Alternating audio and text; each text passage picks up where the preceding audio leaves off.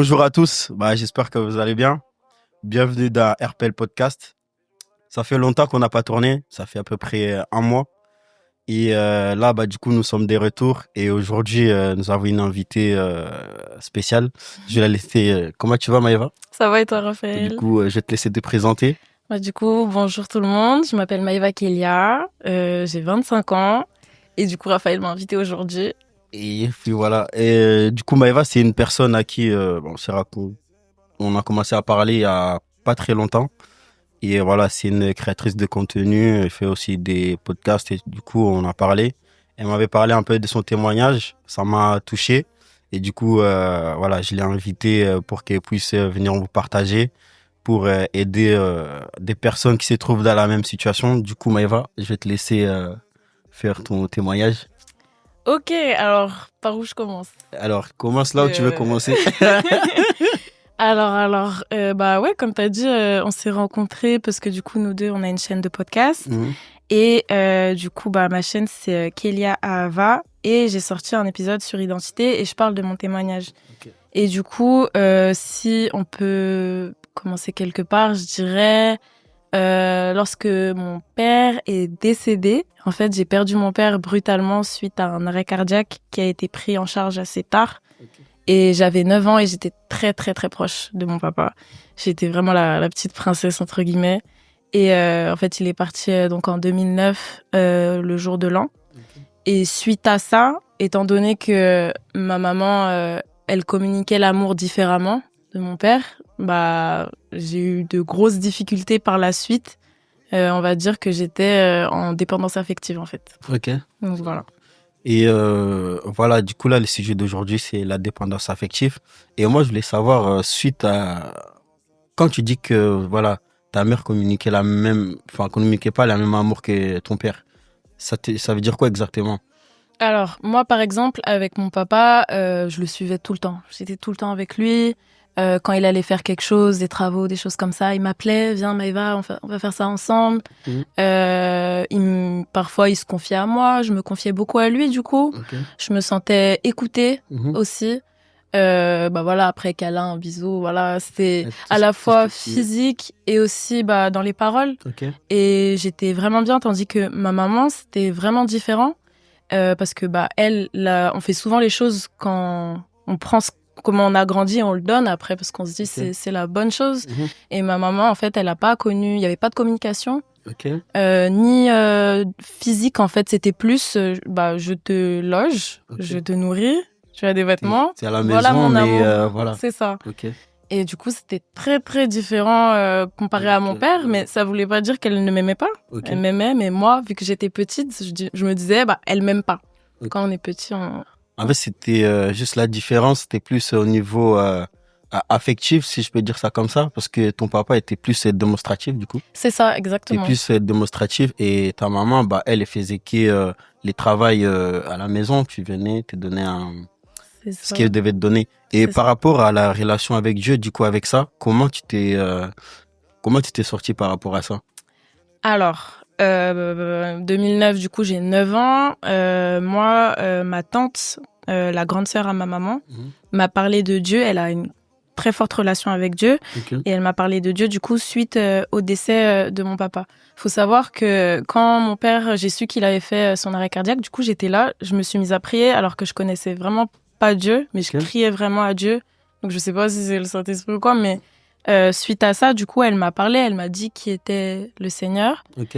Mais voilà, sans plus. Enfin, il y avait pas. Elle me l'a juste introduit. Ok. Et du coup, on va dire, c'est au fur et à mesure de ma vie que j'ai, à force de faire, parce que je fais beaucoup de rêves. Ok.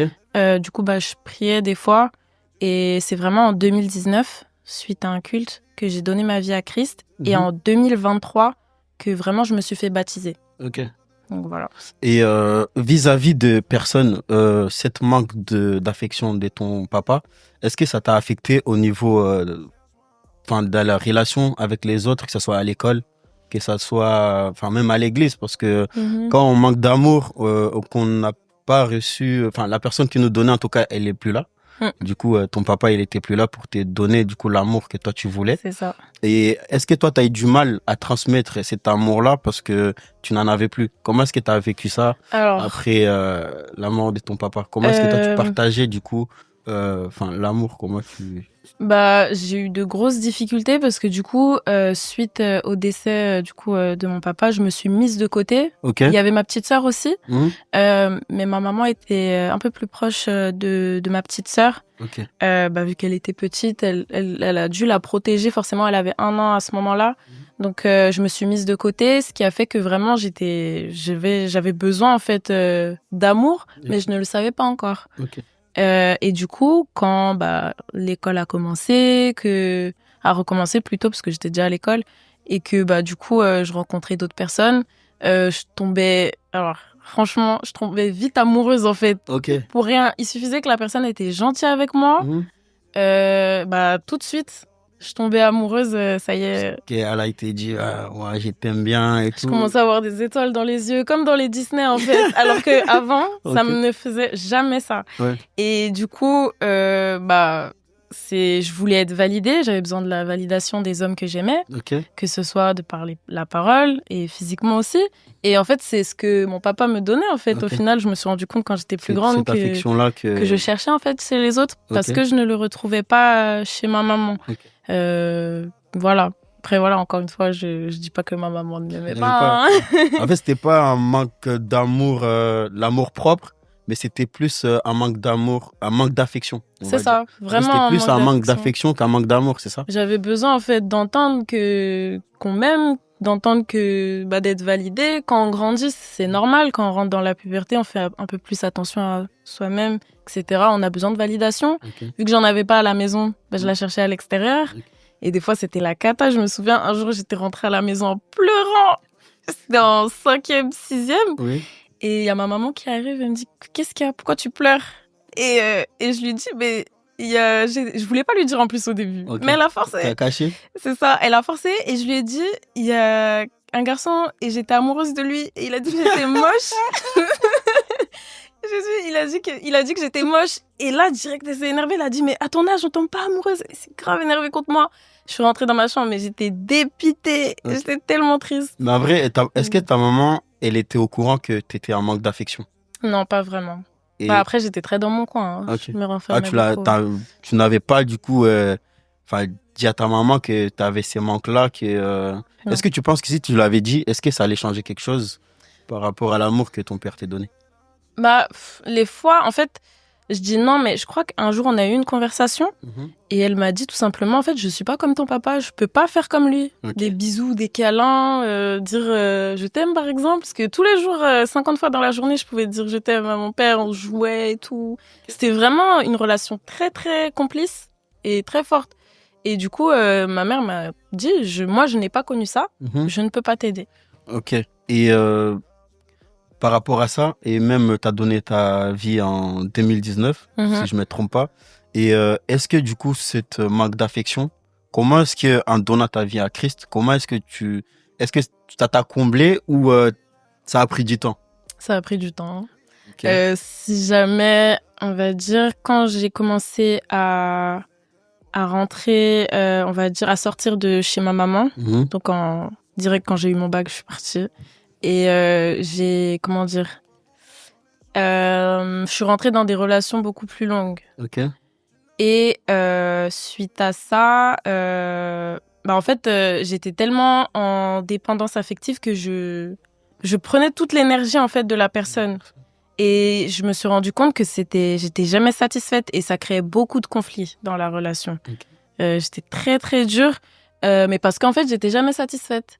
Et en fait, quand j'ai fait du coup la prière de repentance en 2019, c'est là en fait Dieu il a commencé à ouvrir mes yeux petit à petit et me faire comprendre que lui c'est la source de l'amour. Que on a beau chercher de partout, on va jamais être satisfait. Alors que si on cherche avec lui, on sera satisfait.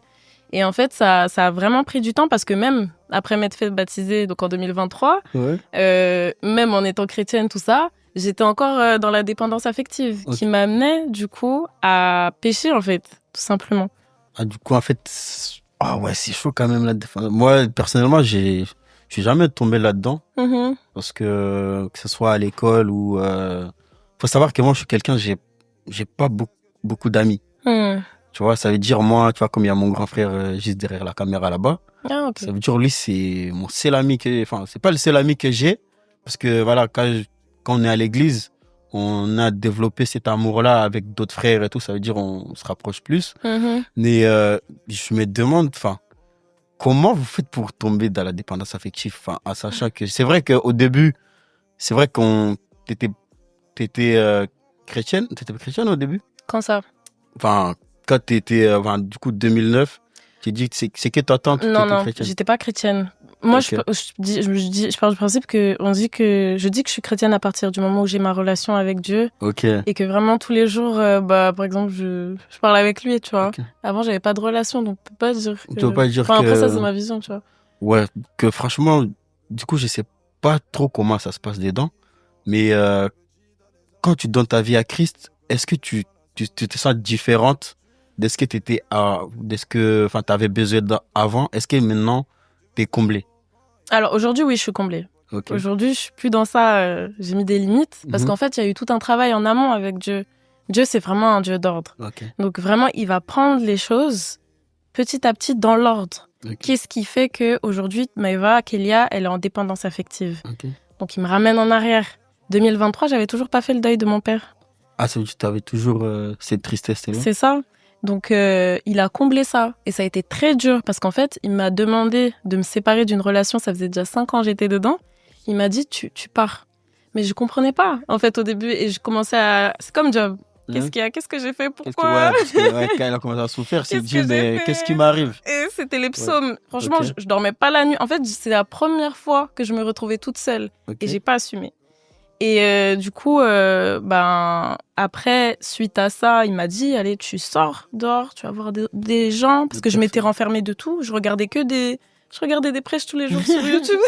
Tu les zappé là. Je m'étais éloignée de l'église, tu vois, de l'assemblée. Mhm. Et après, du coup, il m'a aidé à faire le deuil de mon père. OK. Et après, il y avait encore un autre travail à faire. C'est l'amour propre. Parce que du Personnel. coup, la dépendance affective, ça fait, tu baisses tes standards, en fait. T'as plus d'amour propre. Parce que tu vas à droite, à gauche Tu vas pour chercher l'amour, en là fait. où on te donne. C'est ça. Et c'est pas souvent bon. Et du coup, ben, il m'a appris à avoir confiance en moi, à avoir de l'amour propre. Et ça a pris beaucoup de temps parce que moi aussi, quand il me demandait de faire des choses, des fois, Mhm. bah, j'éteignais le Saint-Esprit. OK. Tu vois ce que je veux dire? Genre, j'écoute pas ce qu'il me dit, j'écoute Tu pas, fais ce alors qui qu'il me parle, on tu te vois. dit fais ça, toi tu Ne parle pas à cette personne, je vais parler à Parce que- cette personne, je me retrouve un an bloquée, et après, si, ça, c'est. Franchement, faut écouter le Saint-Esprit.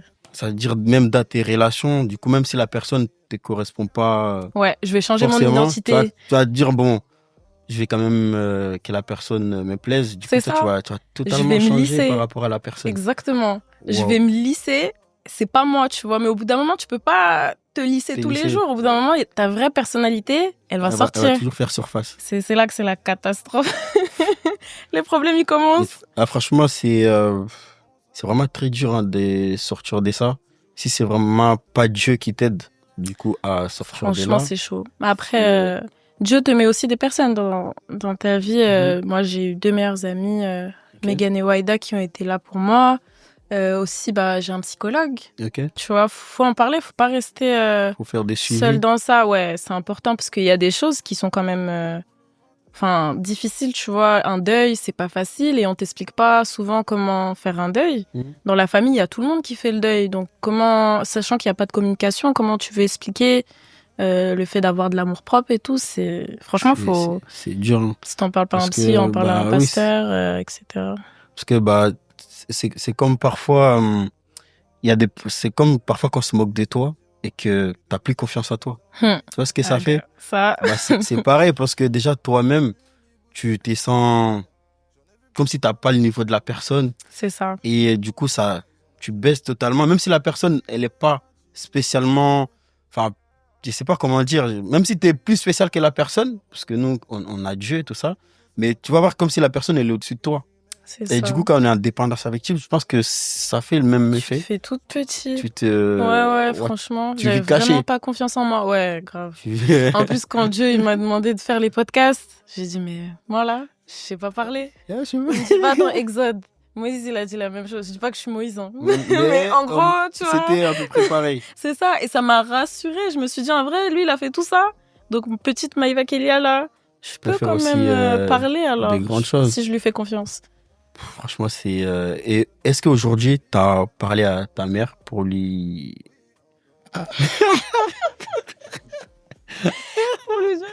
pour lui dire, voilà, maman, moi, j'avais besoin de ça, mais...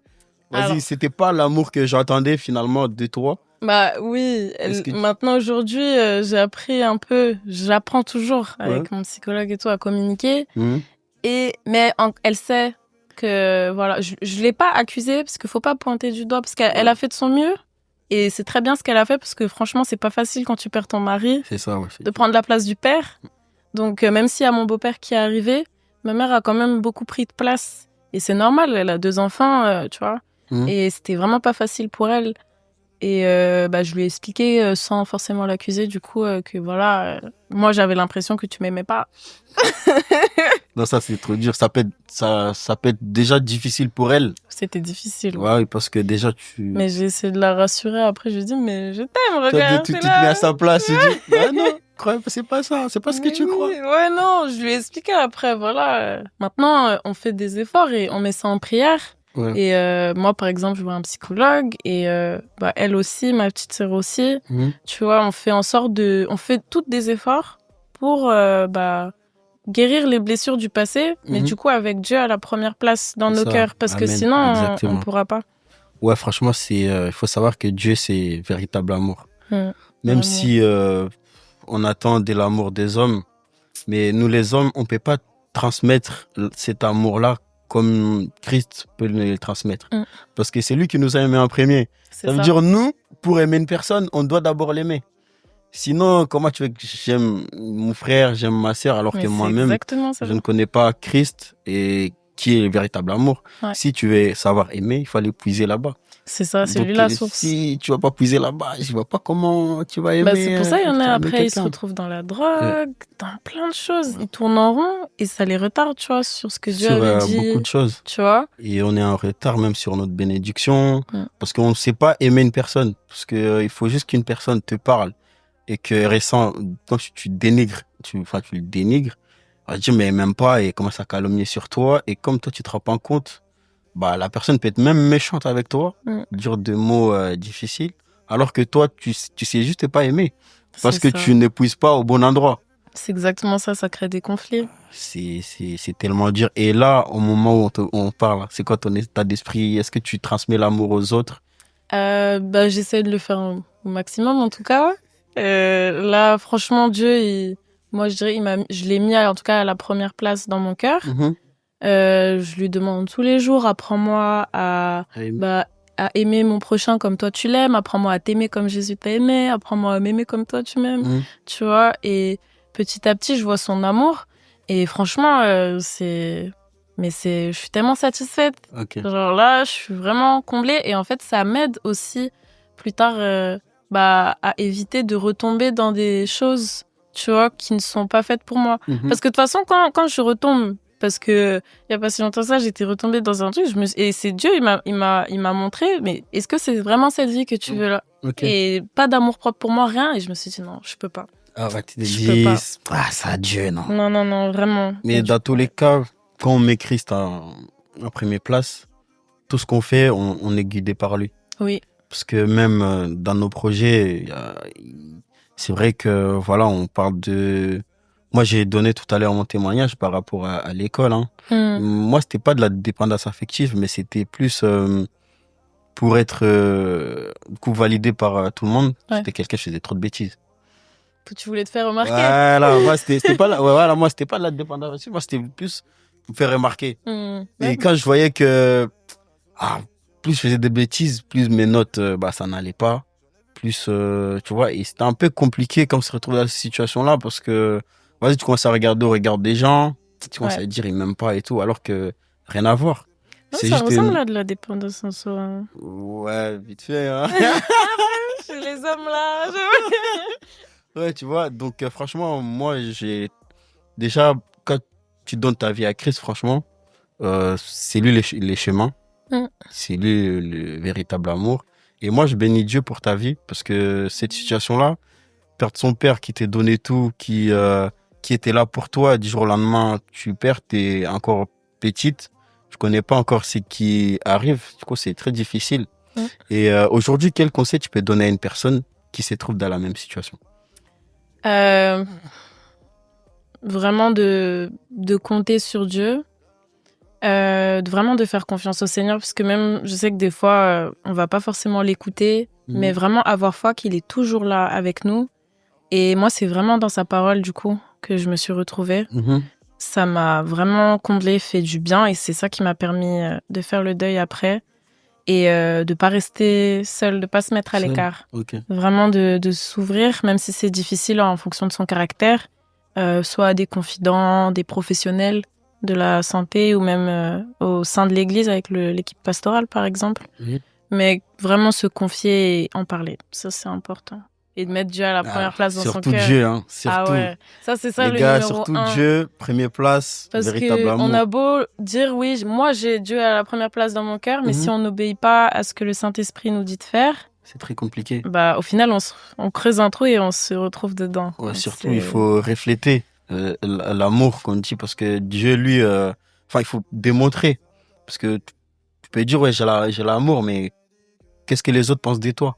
Mm. Est-ce que tu manifestes l'amour à travers quel témoignage? Parce que c'est vrai que quand tu sors de la dépendance affective, d'ailleurs, est-ce que tes amis ressentent que, voilà, tu pars? Est-ce que tu as des amis qui t'ont dit, ouais, Maëva, franchement, quand on est avec toi, on se sent bien, tout ça, on se sent aimé. Est-ce que tu as déjà eu ce genre des trucs depuis, tu as fait ton deuil, tu as donné ta vie à Christ, Dieu au premier Je place? sais pas des amis, peut-être je me souviens plus. Ouais. Mais par exemple, quand je suis, des fois, je sers dans des choses, tu sais, des associations de charité, tout ça. Ok. Et je sais qu'ils disent qu'ils sentent une bonne énergie. Bah, ils parlent avec leurs mots, tu vois ce que je veux dire. Et je sais que c'est le Saint-Esprit, tu vois, c'est pas moi. Une bonne énergie, Donc voilà, souvent dynamique on me et le tout. dit, ouais, une bonne énergie. Donc je sais que c'est le Saint-Esprit. Donc tu reflètes l'amour, quoi. Ah mais non. Ok. Moi, j'ai pas grand chose à dire à part dire gloire à Dieu, franchement, pour ta vie. Parce que des situations comme ça, c'est des situations difficiles. Mais avec Dieu, on peut tout surmonter. Ouais, On dit, c'est pas facile, mais c'est possible. c'est pas facile, mais c'est possible. Vraiment. Avec lui, tout est possible, de toute façon. Amen. Hein. Donc, franchement, pour les gens qui nous regardent, si vous vous retrouvez dans la même situation que ma sœur, donnez vos cœurs à Jésus, parce que c'est lui le véritable amour. C'est lui qui comble les cœurs qui manquent d'amour. C'est lui qui donne l'amour, parce que c'est lui-même l'amour. C'est ça. Donc, si vous voulez dire quelque chose? Bah, en fait, je me disais, en fait, le travail dans ma vie, il a vraiment commencé à partir où j'ai commencé, enfin, il a commencé à partir du moment où j'ai donné ma vie à Christ. Ok. Et toutes ces années, c'est pas des années perdues, c'est des leçons, on va dire. Ok. Mais directement, on voit quand tu suis Dieu, après, direct. Il y a de l'amélioration. C'est ça, On va dire. une amélioration vraiment extérieure et intérieure, en tout cas dans ta vie. Incroyable. Bon, nous sommes arrivés à la fin. Et puis voilà, la sœur Maëva, peut-être on se retrouvera encore bientôt. Hein, Peut-être sur ma chaîne. peut-être. Nous sommes arrivés à la fin de cet épisode. N'hésitez pas à vous abonner juste en bas. Maëva, où est-ce qu'on peut les retrouver sur tes réseaux? Alors, vous pouvez me retrouver sur Instagram, Kélia Ahava, et aussi sur YouTube, Kélia Ahava Podcast, et sur Spotify, Apple Music, sur Ahava Podcast. Okay. Voilà. Donc voilà, à très bientôt. Que le Seigneur vous bénisse. Ciao, ciao. Salut. Tu ne leur as donc pas dit que tu avais le plus responsable des pères. Je sais ce que tu désires, mais cherche-moi.